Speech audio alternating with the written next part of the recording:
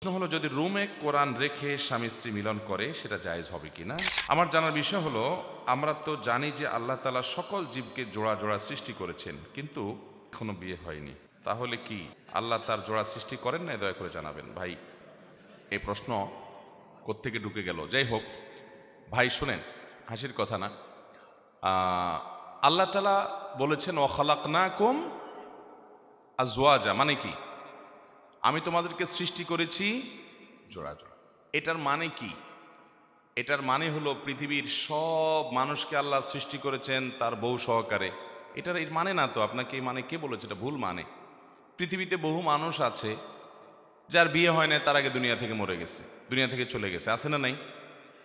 বহু মানুষ দুনিয়াতে এসেছেন, বিয়ে হয় নাই, তার আগে তিনি দুনিয়া থেকে চলে গেছেন। তাহলে তাকে আল্লাহ তাআলা কিভাবে জোড়ায় সৃষ্টি করলেন? এখানে জোড়ায় জোড়ায় সৃষ্টি করার উদ্দেশ্য হলো, এই আয়াতের ব্যাখ্যা হলো যে আল্লাহ তাআলা প্রত্যেকটা জিনিসে ধরুন নারী পুরুষ সৃষ্টি করেছেন, পাশাপাশি নারী সৃষ্টি করেছেন। এ হলো জোড়া। প্রত্যেক ব্যক্তির জন্য আলাদা আলাদা করে জোড়াই সৃষ্টি করেছেন। কেউই সিঙ্গেল থাকবে না পৃথিবীতে, এরকম কোনো অপশনাল রাখেন নাই। ব্যাপারটা কিন্তু সেরকম না। যদিও মানুষ বৈবাহিক জীবন যাপন করা, এটাই হলো সুন্নাহ, এটাই নবী রাসূলগণের আদর্শ, আমাদের নবী সাল্লাল্লাহু আলাইহি ওয়াসাল্লামের সুন্নাহ। তিনি বলেছেন আন-নিকাহু মিন সুন্নতি, বিবাহ এটা আমার সুন্নাহ, আমার আদর্শ। যে ব্যক্তি এই সুন্নাহকে এড়িয়ে যাবে, আমার সুন্নাহকে যে ব্যক্তি এড়াবে, সে আমার উম্মত হতে পারে না।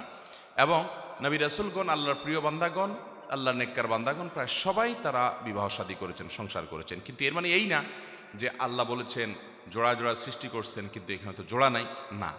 এখানে সে উদ্দেশ্য না। উদ্দেশ্য হলো যে ধরুন আল্লাহ চন্দ্র সূর্য করেছেন, পাশাপাশি সূর্য সৃষ্টি করেছেন, আসমান নবমণ্ডল সৃষ্টি করেছেন, পাশে ভূমণ্ডল সৃষ্টি করেছেন, পুরুষ সৃষ্টি করেছেন, পাশাপাশি নারী সৃষ্টি করেছেন। এভাবে আল্লাহ তাআলা জোড়ায় জোড়ায় সৃষ্টি করেছেন প্রত্যেকটা জিনিসকে, পাশাপাশি তার নেগেটিভ পজিটিভের মতো করে আপনার আল্লাহ রাব্বুল আলামিনের সৃষ্টি জগতে বৈচিত্র্য রেখে আল্লাহ তাআলা সৃষ্টি করেছেন, এবং প্রয়োজনীয়তা যা দরকার সেটা আল্লাহ তাআলা সেভাবে সৃষ্টি করেছেন। এটা উদ্দেশ্য। এখানে প্রত্যেকটা ব্যক্তিকে আল্লাহ তাআলা তার জোড়ায়, অর্থাৎ তার দাম্পত্য জীবনে কার সাথে হবে সেটার ব্যবস্থা সবার জন্য আল্লাহ তাআলা নিশ্চিত করেছেন, এমন নয়। বহু মানুষের কপালে বিয়ে আল্লাহ রাখেন নাই। বহু মানুষ ছোটবেলায় মারা গেছে, বিয়ে করবে কোত্থেকে? অপশন আছে না নাই? তাহলে সেক্ষেত্রে এই আয়াতের ব্যাখ্যা আপনাকে এটা কে বলেছে? কোনো মুফাসসির ব্যাখ্যা করেন নাই যে সবাই স্বামী স্ত্রী করে করে আল্লাহ সৃষ্টি করেছেন। তো পিচ্ছি যে মারা গেছে, মায়ের পেট থেকে দুনিয়াতে আসার পর 10 দিন পরে, 20 দিন পরে, 1 মাস পরে, তার কথা। অন্য আরও তো অনেকেই আছে এরকম। একবার মানে নির্দিষ্ট করে তার কথা যদি বলি, তো তাকে আল্লাহ তাআলা জোড়া সৃষ্টি করেছে কীভাবে? সেটা আপনি, নবজাতক বহু বাচ্চা এরকম মারা যায় কি যায় না?